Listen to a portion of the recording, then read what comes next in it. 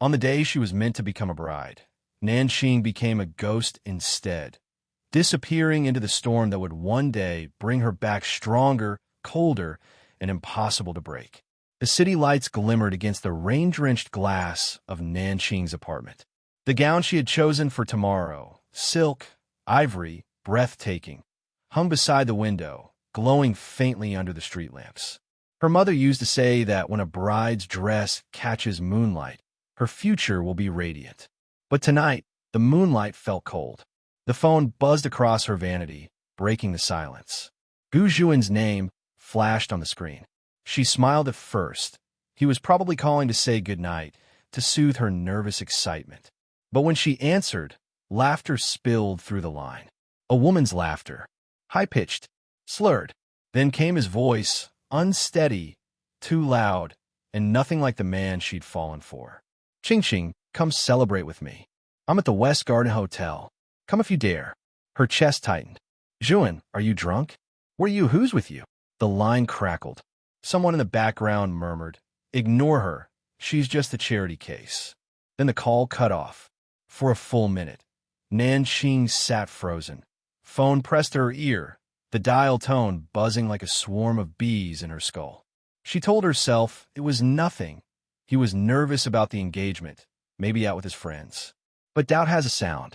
It echoes in the spaces between heartbeats. By the time she grabbed her car keys, the rain had turned violent.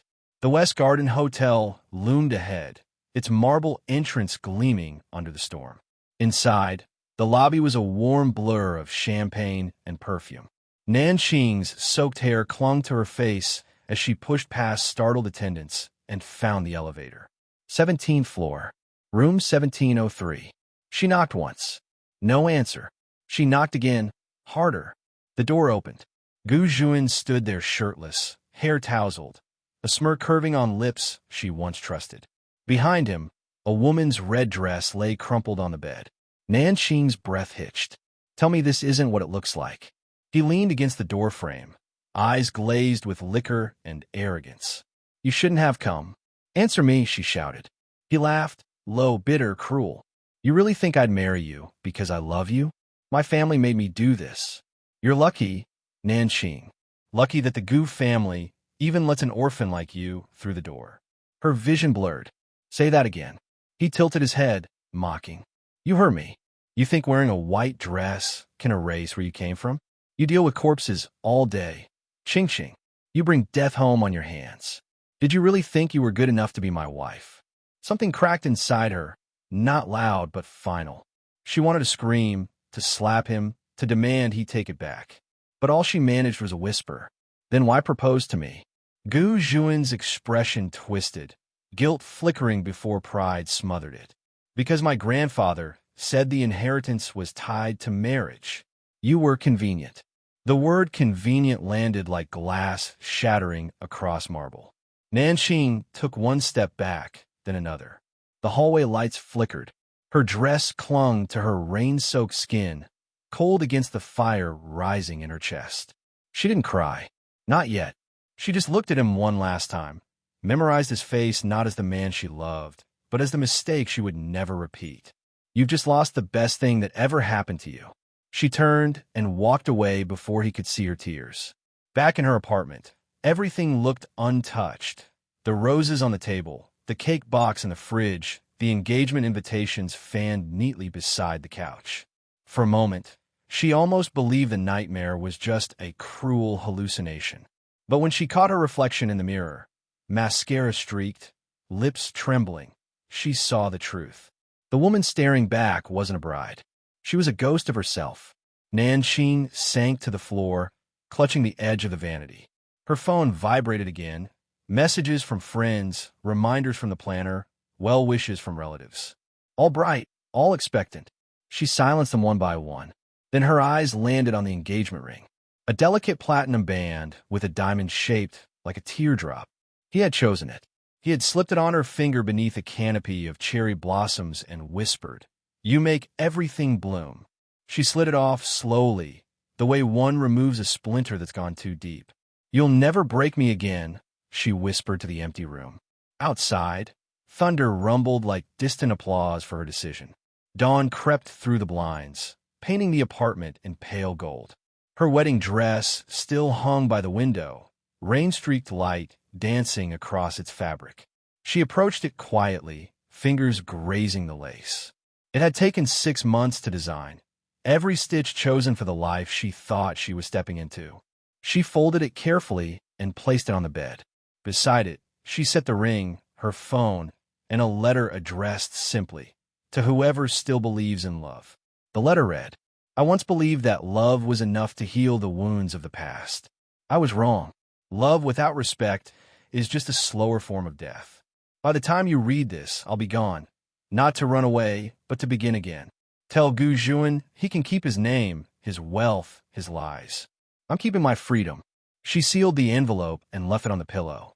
By the time the wedding guests arrived, the Gu residence buzzed with confusion. The bride's car never showed. The makeup artist called repeatedly. The planner paced. Gu Juan's mother fumed. In the center of the chaos, Gu Juan stood pale and silent, still hung over, staring at his phone, at a single unread message that blinked on his screen. "Goodbye, Gu Juan." Hours later, a maid entered Nan Qing's empty apartment. The scent of jasmine still lingered, soft and haunting. On the table lay her medical license, her stethoscope, and a single luggage tag bound for Kyoto. The maid gasped. The dress was gone. The ring was gone. The bride who was supposed to promise forever had vanished like a breath of smoke. That night, newspapers across Nanchang buzzed with gossip. Heiress doctor disappears before wedding. Gu family engagement collapses overnight. No one knew where she went. Some said she'd gone mad from heartbreak. Others claimed she'd fled with another man. Only Nan Qing knew the truth. She hadn't run from love. She had run from humiliation. As the train carried her away from the city, the rain began again, soft against the window pane. She watched the skyline fade into mist and allowed herself one final tear. Then she whispered to the night, "Let him look for me. Let him remember what he destroyed." She closed her eyes, heart steady, ready to become something new, someone untouchable.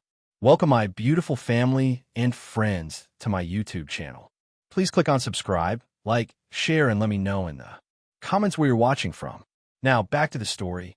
The envelope arrived on a Tuesday morning, white, sealed with her grandfather's emblem, the ink already beginning to fade. Nan Qing knew what it meant before she even opened it. The inheritance papers. The final echo of the man who had raised her after tragedy had hollowed out her world. Her hands trembled slightly as she read the clause for the 5th time, hoping it would change. "The estate shall be released to my granddaughter, Nan Qing, only upon her legal marriage before her 27th birthday. 7 days. 7 days to find a husband." The cruel irony made her laugh bitterly. A week ago, she had been hours from becoming a bride. Now, she was nothing, a woman with a broken heart, a ruined name, and a deadline stamped in legal ink. She folded the letter neatly, slid it back into the envelope, and whispered to the empty room, "You really didn't make it easy for me, Grandpa." That afternoon, she went to the university to see her mentor, Professor Su, a man who'd known her since her forensic training days, who had seen her at her brightest and her most broken. He listened silently as she explained everything. The betrayal, the clause, the urgency. When she finished, he steepled his fingers and regarded her with an expression that mixed sympathy and calculation. "You need someone discreet, stable, and capable of understanding arrangements without emotions involved." "I need someone who won't ask questions," she replied quietly. Professor Su leaned back. "There is someone, a former student of mine. He's a law professor now, brilliant, unflappable, perhaps too cold for his own good. He comes from an influential family, but he's, how do I put this, tired of love." Nan Qing raised an eyebrow. "Tired of love?" "He had his share of heartbreak," the professor said with a knowing smile. "He won't burden you with romance. He only believes in logic and contracts. His name is Chi Yu." They met 2 days later at a quiet tea house near the Nanqing courthouse. Nan Qing arrived first, the faint scent of jasmine trailing after her. She wore a simple gray coat, hair tied back, no makeup except for a touch of lip balm. She didn't want to impress anyone. Not anymore. When the door opened, the shift in the air was almost physical. The man who stepped in was tall, composed, and impossibly calm, like the world could burn behind him, and he would simply adjust his tie. His black trench coat framed his lean figure, and his eyes, when they met hers, were glacial and assessing. "Miss Nan Qing," he said, voice low and precise like a verdict. "Professor Qi," she replied, standing to greet him. He didn't shake her hand. He didn't smile. He simply sat opposite her, unfolded a document from his briefcase, and slid it across the table. "I've reviewed your situation," he said. "You require a legal marriage to fulfill a will. I require an arrangement to quiet my family's pressure for me to wed. If our objectives align, we can proceed." Her brows drew together. "Just like that? You're willing to marry a stranger?" He looked up from the papers, expression unreadable. "You're not a stranger, Miss Nan. You were top of your class. You rebuilt yourself after a scandal that would have destroyed most people. I don't make emotional decisions, but I respect strength." Something flickered in her chest, brief as the spark of a struck match. She forced herself to focus. "And what would this arrangement involve?" "No romantic expectations," he said evenly. "No interference in each other's lives. We maintain separate accounts, separate careers. We present ourselves as a married couple when necessary. Divorce, if desired, can be filed after the will's condition is met." The precision of it made her want to laugh and cry at once. "You make it sound like a business merger," she murmured. "Marriage," he replied without hesitation, "has always been one." Nan Qing stared at him for a moment. There was something almost cruel about how calm he was, yet the cruelty wasn't directed at her. It was self-contained, like a man who had long ago locked his heart in a vault and forgotten where he'd buried the key. She nodded slowly. "Then I accept." He paused. For the first time, a sliver of surprise passed through his gaze. "Just like that?" "You said it yourself," she replied, meeting his eyes. "We're not doing this for love." 2 mornings later, the registry office smelled faintly of ink and old files. The clerk behind the desk looked up, startled by the sight of them. A woman in a cream coat and a man in an immaculate black suit. They didn't look like lovers. They looked like a transaction dressed in human skin. Chiyu handed over the documents with surgical precision. "Application for marriage registration. All fields completed." Nan Qing signed where he indicated, her hand trembling slightly only when their fingers brushed. A small, electric charge passed between them, unspoken, involuntary. She glanced up, startled, and found his eyes on her. For a fleeting second, the ice in them cracked, and something warmer, something dangerous, gleamed beneath. Then it was gone. When the clerk handed them the certificate, Chi Yu extended his hand. She hesitated. "It's customary," he said softly. She took it. His grip was steady, firm, and as their palms met, she felt that spark again. Not warmth, exactly, but the shock of realizing that even cold fire still burns. "I don't need love," he said quietly, echoing the words he'd spoken at the tea house. "I need an agreement." She looked at him, chin lifted. "And I don't need promises. Just peace." They stood there for a moment, 2 strangers bound by paper and silence. The clerk, unaware of the tension vibrating between them, smiled politely. "Congratulations, Mr. and Mrs. Qi." The title landed in the space between them like a dare. Outside, the wind had turned sharp, carrying the first bite of winter. They walked side by side down the courthouse steps, neither speaking. At the curb, his car waited, a sleek black sedan that reflected the gray sky. He opened the door for her, his movements courteous but detached. Before she stepped inside, she glanced at him. "Do you ever regret making decisions without your heart?" He met her gaze, eyes steady. "Regret requires emotion. I avoid both." For some reason, the answer stung. She sat quietly as the car pulled into the traffic. The city blurred past, steel glass motion.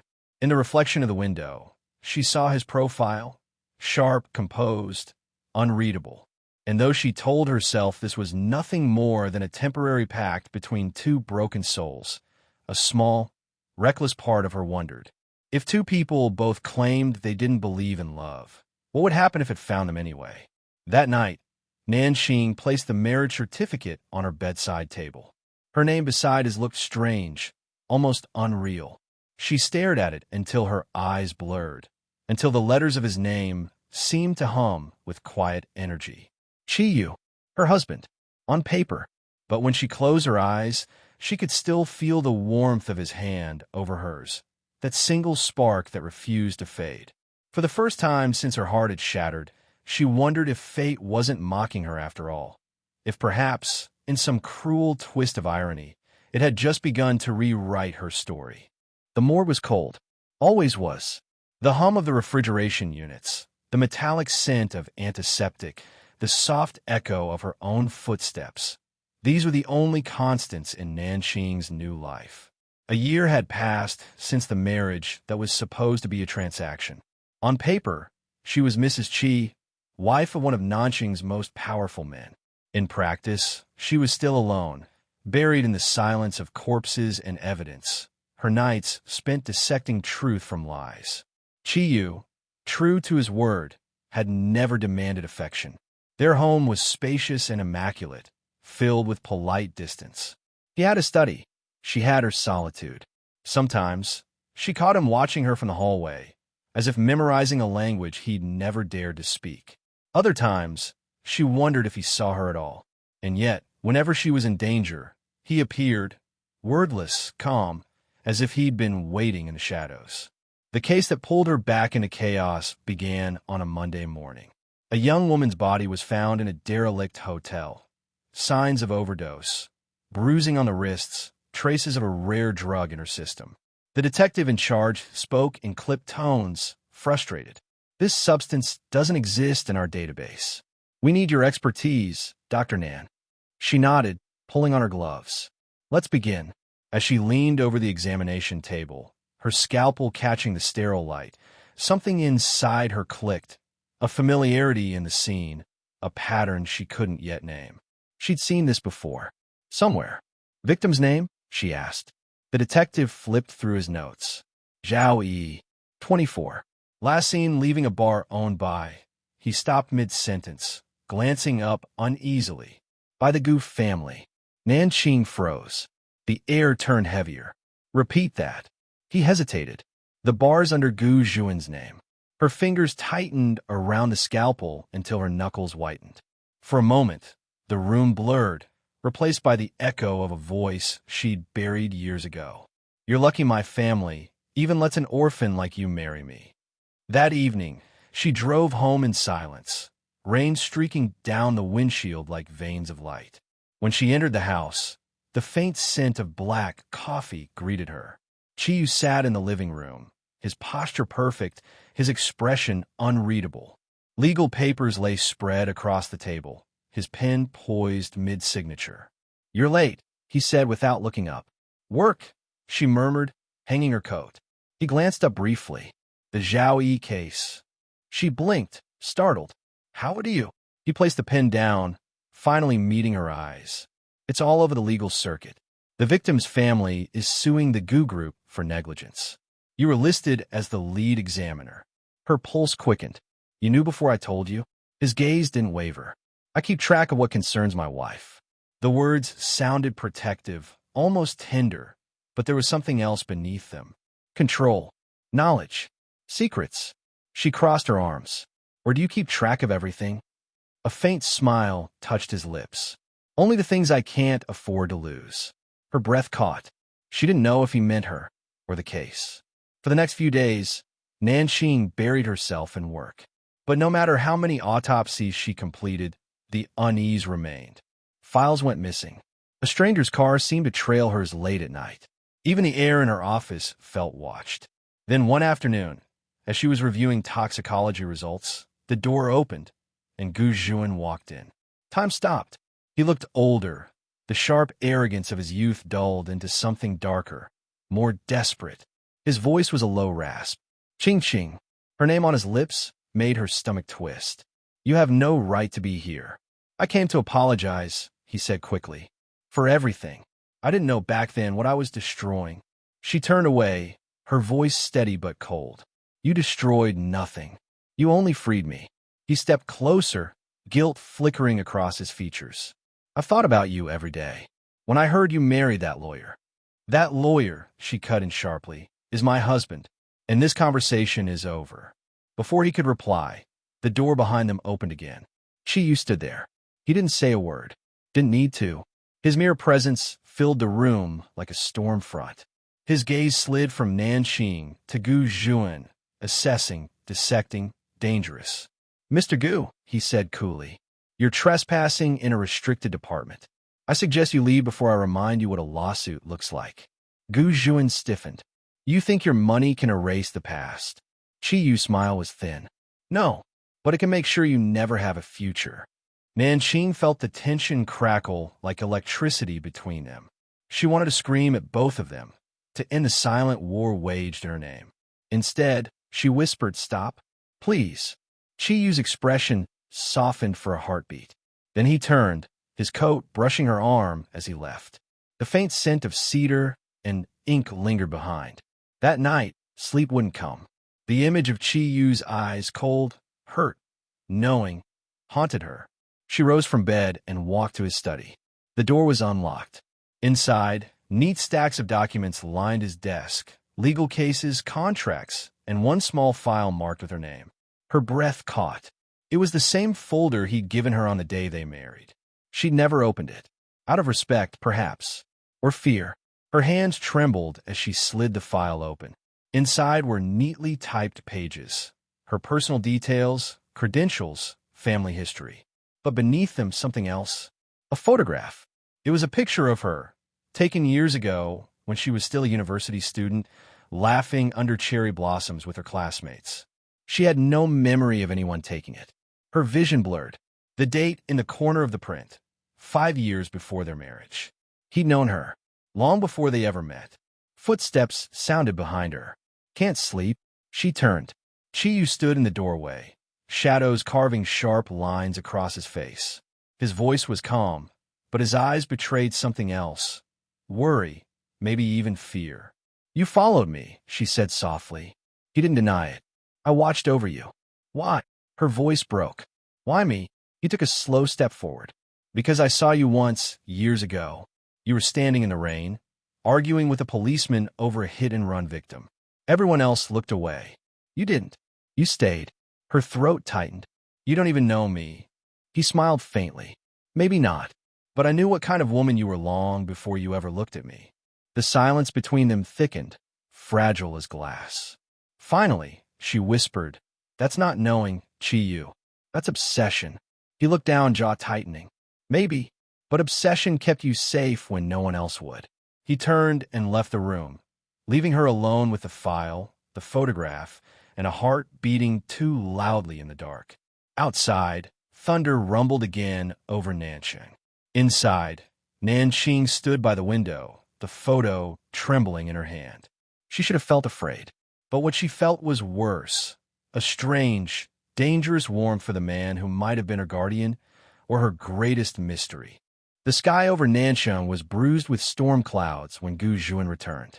Nan Qing didn't see him first. She felt him. That invisible shift in the air, like a memory walking back into the present. The scent of rain, the echo of a voice she'd spent years trying to forget. She was standing outside the forensic lab, the city trembling with thunder, when a familiar car pulled up to the curb. The door opened, and there he was, dressed in black, the same easy confidence in his posture, but the arrogance that once defined him had cracked. Tom had carved regret into the lines around his mouth. "Ching Ching," he said softly, like saying her name might bring her back. Her breath hitched. "Don't call me that." For a long second, they just stood there, rain misting between them, the past and present colliding in silence. "I've been looking for you," he said. "Everywhere. I was a fool.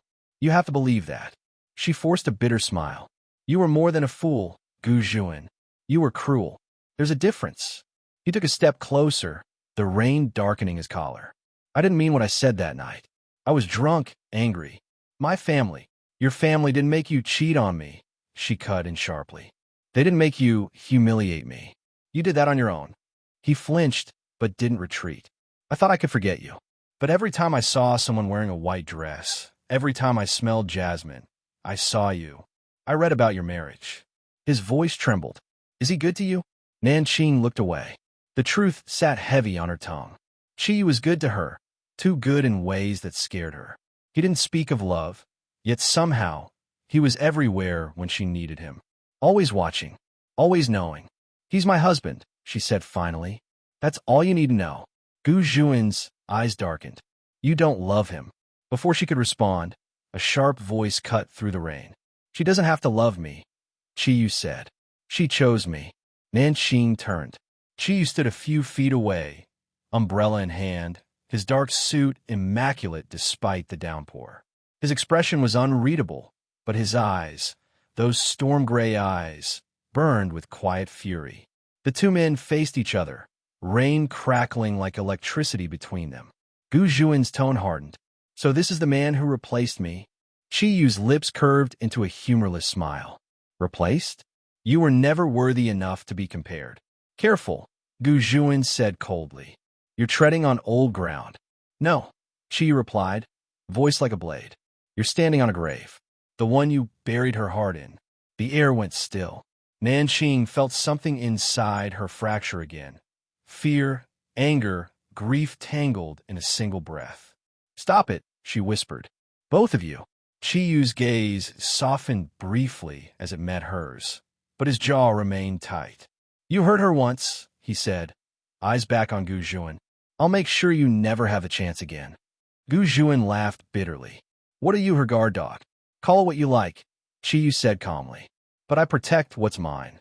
The possessiveness in his tone struck something deep in her.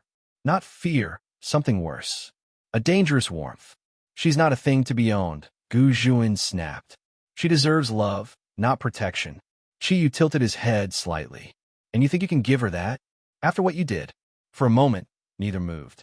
The thunder swallowed the silence between their words. Finally, Gu Zhuan stepped back, eyes flickering with pain. You can have a last word, Professor Chi. But one day, she'll remember who she was before you, before this cold, convenient marriage you call love. He turned and walked away, the rain swallowing his figure until only the echo of his footsteps remained. Nan Qing stood frozen, the storm soaking through her coat. Chi remained still for a long moment before closing his umbrella. You shouldn't have spoken to him. She turned on him sharply. Don't start. He's dangerous, he said. So are you, she fired back. The words landed harder than she meant. He didn't flinch, but something flickered in his eyes. Hurt, maybe disappointment. I've never lied to you, he said quietly. No, she replied, voice trembling. You just keep secrets. The wind howled between them, scattering raindrops across their faces like tears neither wanted to shed. He stepped closer, lowering his voice. You think I don't see what he's doing? He's trying to pull you back into the wreckage you crawled out of. Don't let him. She shook her head. You think I'm that weak? No, he said softly. I think you still care. That hit harder than it should have. Because somewhere deep down, in the bruised corners of her heart, a small, treacherous part of her did care. If only for the version of Gu Zhuan she once loved. The version that never truly existed. She turned away, unable to meet Chi Yu's gaze. You wouldn't understand. He exhaled slowly, the sound of rain filling the silence. You're right. I don't understand how someone can break you and still make you tremble when he says your name. Her breath hitched. Chi Yu, I'm not angry that he came back, he interrupted softly. I'm angry that I wasn't the one you called when you saw him. She froze. He reached out, fingers brushing her wrist. Light, careful, as if afraid she might vanish if he touched her too hard. You think I married you out of convenience. But that's not the truth anymore. Her heart pounded so loudly she could barely hear the rain. Then what is the truth? He looked at her then, really looked at her, and for the first time since their marriage, the mask slipped. There was no coldness, no restraint, only raw emotion. The truth, he said quietly, is that I've been waiting for you long before you ever knew my name. And now that I have you, I'm terrified of losing you. To him, to the past, to anything. Tears burned behind her eyes, but she didn't let them fall. She pulled her hand away. You can't protect me from everything, Chiyu. I can try, he said simply. Lightning flashed across the sky, illuminating his face. Every line of tension, every unspoken word. For a moment, she thought he might kiss her. The distance between them pulsed with something fierce and unrestrained. But then he stepped back, the storm swallowing whatever he might have said next. Go home, he said quietly. You'll catch cold. She wanted to argue, to scream, to tell him that she didn't know who she was anymore. The woman who once believed in love, or the one now trapped between two men who defined her pain. But she didn't. She just nodded, turned, and walked into the rain. Behind her, Chiyu stood motionless, umbrella forgotten, his face lifted to the downpour, as if the storm itself might wash away everything he couldn't say. That night, Nan Qing sat by her window, watching the rain trace lines against the glass. Gu Zhuan's voice echoed in her head. You don't love him. Chiyu's words followed like thunder. You hurt her once. I'll make sure you never have the chance again. She pressed her palm against the cold window pane. The storm outside mirrored the one inside her, violent, unending, and impossible to silence. The first whisper of suspicion came quietly, like a crack in glass, too small to notice until the whole thing shattered. Nan Qing had always believed Chiyu's calmness was his greatest strength.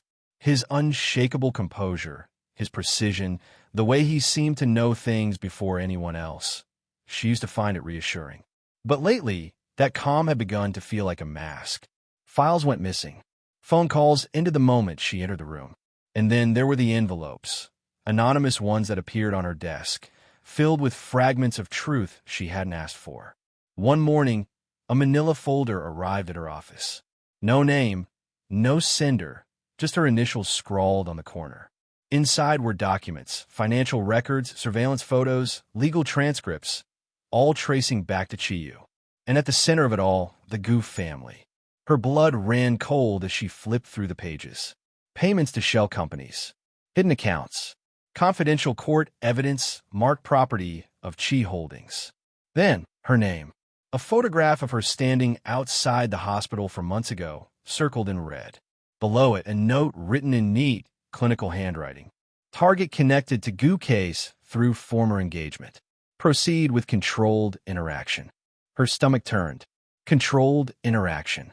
Her entire marriage, her second chance at peace, was written in the language of an operation. That evening, Chiyu came home later than usual. Rain beaded across his shoulders as he set his briefcase down, loosening his tie. He looked tired, human, and that made it worse. Nan Qing stood by the window, the folder clutched in her hands. We need to talk, she said. His eyes flicked toward her, cautious. All right. She dropped the folder onto the coffee table. Pages spilled across the glass like shattered secrets. For a long moment, neither spoke. Then Chiyu reached for one of the documents, his fingers steady, his voice measured. Where did you get this? Does it matter? She asked coldly. Is any of a lie? He exhaled softly, running a hand through his hair. You weren't supposed to see this. So it's true. Silence. That was her answer. She took a shaky breath, the betrayal cutting deeper than she'd expected. You orchestrated everything. The tea house, the marriage, the inheritance clause. You knew about all of it. Chiyu looked at her, something like regret flickering in his eyes. Yes. Her voice rose, raw and trembling. You used me to get to them, to the Gu family. He didn't deny it. You needed a legal marriage to access your grandfather's estate. I needed access to Gu Zhuan's network. We both gained something. Her breath caught, too sharp, too painful. Don't you dare make this sound mutual. He flinched. You could have told me, she said, tears welling. You could have trusted me. I wanted to, he whispered. Every day. But the deeper I got, the more dangerous it became. You weren't supposed to be a part of it. She laughed bitterly. Then why marry me? He looked at her then, and for the first time, the facade cracked. His composure slipped, revealing something raw and unguarded beneath. Because I couldn't stay away, he said quietly. Because I saw you standing in the rain that day outside the courthouse, and I thought, I can either destroy everything that hurt you, or destroy myself trying not to love you. Her heart stuttered. So, I was just your key to revenge, she asked, voice breaking. He stepped closer, his voice barely above a whisper. No, you were the reason I stopped wanting revenge. The words hung in the air, fragile, trembling with the weight of everything unsaid. For a heartbeat, neither moved. The storm outside pressed against the windows, lightning flashing across his face, carving shadows in his eyes. You don't get to say that, she whispered. You don't get to call this love when it was built on lies. He reached out, hesitant. Nan Qing. She stepped back. Don't. I don't even know who you are. Chiyu's expression hardened, not in anger, but in fear. You don't understand. If the Gu family finds out you know, they'll come for you. They already tried once. She froze. What do you mean? He hesitated. The car accident last month. It wasn't an accident. Her pulse thundered in her ears. You knew. I've been keeping them at bay for months, he said urgently. Every move I made, every lie, it was to protect you. You don't protect someone by breaking them, she whispered. He stepped closer again, desperation leaking into his calm. If you walk away now, they'll find you. You have no idea what they're capable of. She met his gaze, tears burning down her cheeks.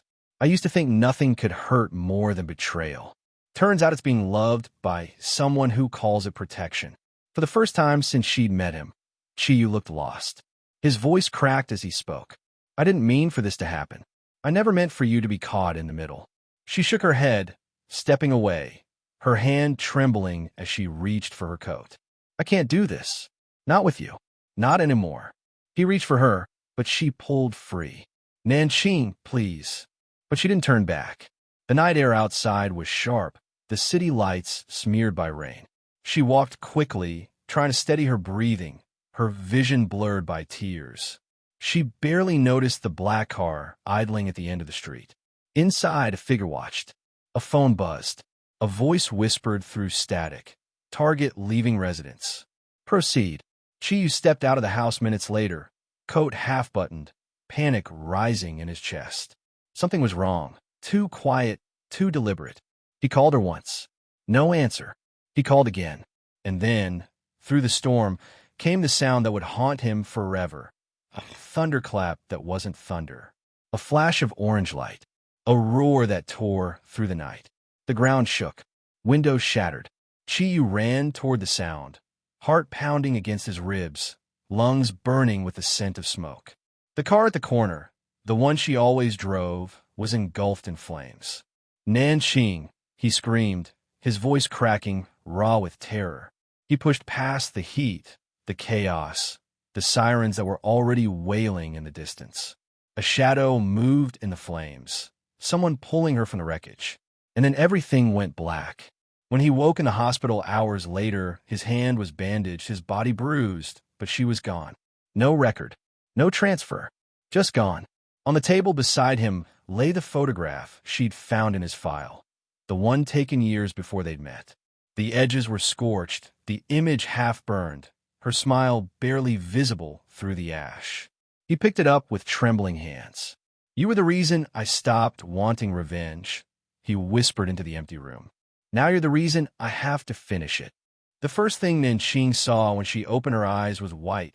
White walls, white sheets, white light that burned against her eyelids.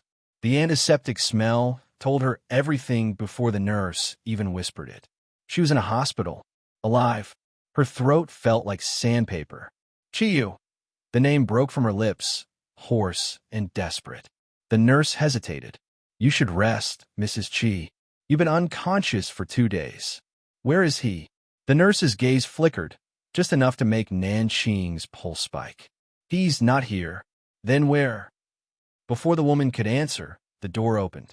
Detective Han stepped in, his face grave, his badge glinting under the fluorescent light. Dr. Nan, he said quietly, you're lucky to be alive. Where's my husband? She demanded.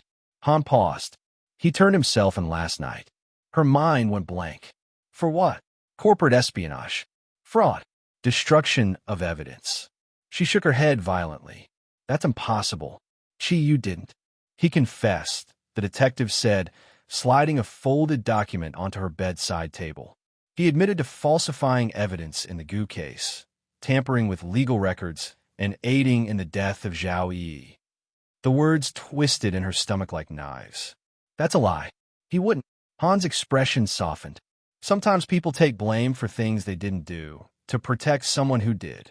Her heartbeat stuttered. What are you implying? He looked at her with quiet pity. The car bomb was meant for you, Dr. Nan. Chiyu told us everything. And just like that, her world cracked again. For days, the city whispered his name like a curse. Chiyu, the fallen heir, the criminal husband, the liar. But Nan Qing knew better. She'd seen his eyes the night of the explosion, how he ran into the fire without hesitation. The man she married wasn't capable of betrayal, not anymore. He was capable of sacrifice. She refused to let his story end like that. Against the doctor's advice, she left the hospital a week later. Her body was still weak, her right arm bandaged, but her resolve burned fiercer than ever. She returned to her office, ignoring the whispers, the stares, the reporters waiting outside. On her desk sat a sealed envelope with no sender. Inside, a USB drive and a single note written in Chiyu's unmistakable handwriting. Truth doesn't die in silence. Finish what I started. Her breath caught. She plugged it into her laptop, and the screen flickered to life. Hundreds of files appeared, spreadsheets, bank transfers, phone logs. The Gu family's name appeared again and again. Bribes, offshore accounts, and deeper still, contracts linking the Gu group to a network of cover-ups involving chemical plants and murdered employees. Zhao Yi wasn't an accident. She was a witness. She had been building this case for years. But then she found something else. One document stamped with the official Gu seal, dated months before her marriage. The signature at the bottom froze her blood. Gu Zhuan. And beside it, a payment note referencing Operation Reclamation, Target, InQ. They'd wanted her gone from the beginning. Nan Qing stared at the screen until her reflection blurred in the monitor's glow. Then she rose, grabbed her phone, and made the call that would change everything. Detective Han, it's Dr. Nan. I have evidence. Meet me at the station in 1 hour. The next morning, the news broke like wildfire. Gu family under investigation for murder, corruption. New evidence emerges from Chiyu's wife.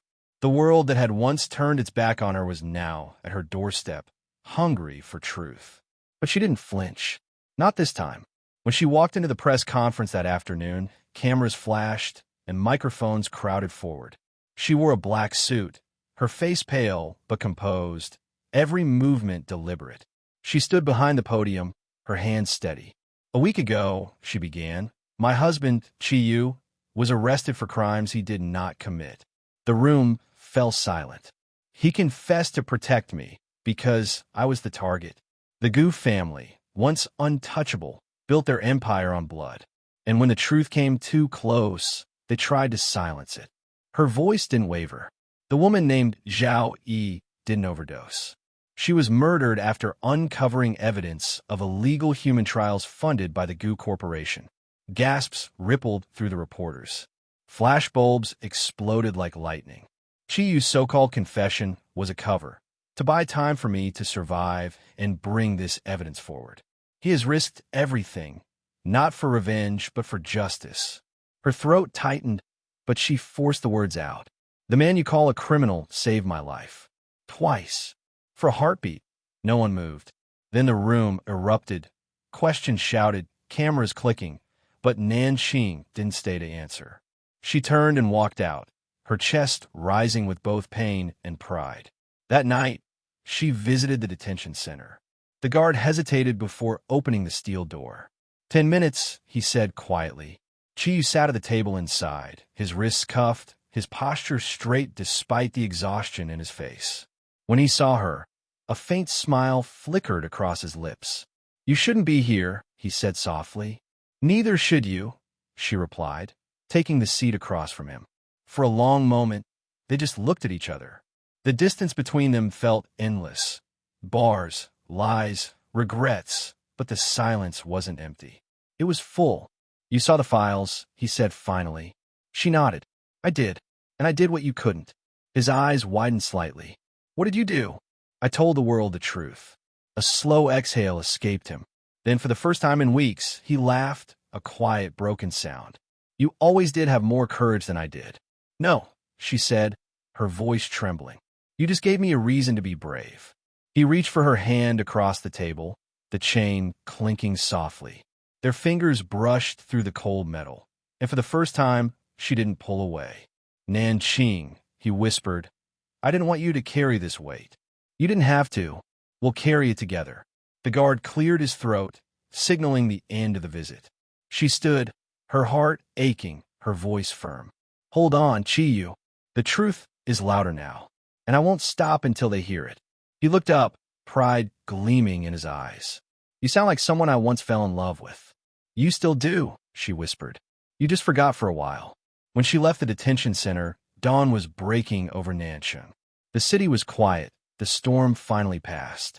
Nan Qing stood beneath the rising sun, the light catching the faint bruises still fading along her jaw. She closed her eyes, letting the warmth touch her skin. For the first time in years, she didn't feel like a victim or a pawn. She felt like justice itself, alive, unbroken, unstoppable. The first snow of the season fell quietly over Nan Qing, blanketing the streets in a hush that felt almost sacred. From the window of her lab, Nan Qing watched the flakes drift down, her breath fogging the glass. Somewhere behind her, the monitors hummed softly, the sound of new life, of second chances. It had been 6 months since the day she stood before the media and tore the veil off the Gu family's empire. 6 months since Chi Yu's arrest.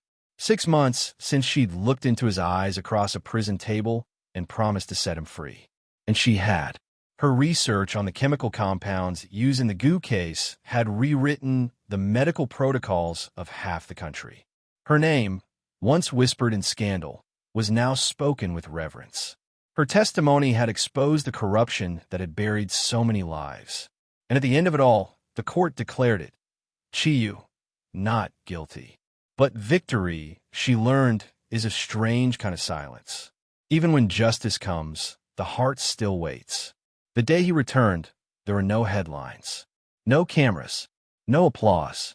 Chi Yu walked out of the courthouse wearing a simple gray coat, the weight of years of struggle etched across his face. The man who had once been all precision and control now looked human, fragile, almost. Nan Qing stood across the street, holding a cup of steaming coffee that had long since gone cold in her hands. He saw her instantly. Of course he did. Their eyes met through the soft curtain of falling snow, and in that single moment, all the noise of the city disappeared. No grand words, no rehearsed reunion, just a breath, a shared heartbeat suspended between what was broken and what was still whole. When he crossed the street toward her, every step felt like time collapsing. "Still prefer black coffee?" she asked, her voice trembling with the weight of 1,000 unsaid things. He smiled faintly, eyes shining with warmth and weariness. "Still too bitter without you in it." She laughed, softly, incredulously, and for the first time in forever, it didn't sound broken. They walked through the city in silence. Every street corner held a memory. The hospital where he first watched her save a life, the tea house where their deal began, the park bench where she once sat alone and wondered if she'd ever trust again. When they reached the courthouse, the very same registry office where they had once signed their cold, calculated marriage papers, Chi Yu stopped. "Do you remember?" he asked. She turned to him. "How could I forget?" Inside, the office was almost empty. A young clerk glanced up from her desk, startled by the pair standing in the doorway. Nan Qing looked around. The walls were still the same pale blue. The smell of ink still lingered. Only the people were different. The first time they had come here, she'd been desperate, fragile, surviving on duty and pride. He'd been ice, beautiful, controlled, untouchable. Now they stood as equals. Burned, scarred, reborn. Chi Yu took a breath, his voice low and rough. "You didn't have to come." She met his gaze. "You didn't have to turn yourself in." He exhaled a shaky laugh. "I thought it was the only way to save you. And I thought leaving you was the only way to save myself," she said softly. "We were both wrong." For a moment, neither spoke. The snow outside caught in the light, scattering like falling stars. Then, slowly, Nan Qing reached in her coat pocket and pulled out a small folded paper. I asked them to prepare new documents, she said. Chi frowned slightly. Documents? She opened the paper, revealing a marriage form. The same kind they had once signed years ago. Only this time, there was no deadline, no condition, no contract. She held out a pen, her hand trembling slightly. Last time, we signed an agreement. This time, I'm signing forever. For a heartbeat. Chi Yu didn't move. His eyes glimmered with something she'd never seen in him before, pure, unguarded emotion. He took the pen slowly, his fingers brushing hers. You don't have to do this. I know, she said, smiling softly. But I want to. He laughed quietly, voice breaking. I waited 2 years for you once. I'll wait a lifetime again if I have to. Tears stung her eyes. You won't have to. They both signed, 2 names side by side, not bound by convenience this time, but by choice.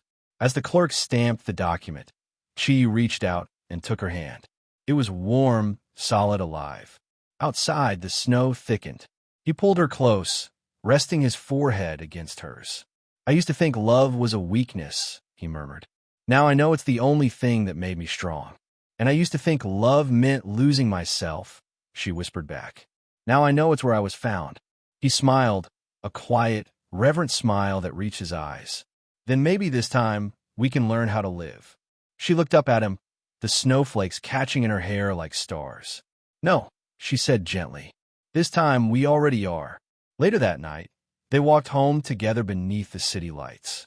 The streets glowed gold and silver beneath the snowfall, and for once, the world felt soft again. Chi Yu laced his fingers through hers, as if it was the most natural thing in the world. Do you ever think about the first time we met? He asked. Every day, she said. But it doesn't hurt anymore. He looked down at her, eyes warm. That's because we survived it. No, she corrected softly. That's because we learned from it. When they reached home, he stopped her at the door. You know, he said, I still have that old agreement. The one we signed the first time. She raised an eyebrow. What? He smiled a little sheepishly. Because it reminds me of how far we've come. From a deal to a destiny. Nan Qing laughed, leaning up to kiss him. Then keep it. Frame it next to this one. He looked at her for a long, quiet moment. I love you. It wasn't grand or dramatic. It was simple, steady, like the sound of her own heartbeat. She smiled, eyes glistening. I know. And for the first time, that was enough. If this story touched you, tell me, do you believe some loves are meant to find their way back, no matter the years, no matter the pain? Let me know your thought in the comment. Thank you for watching this story to the end. Please subscribe, like, and share this video. Click on the screen to watch the next one.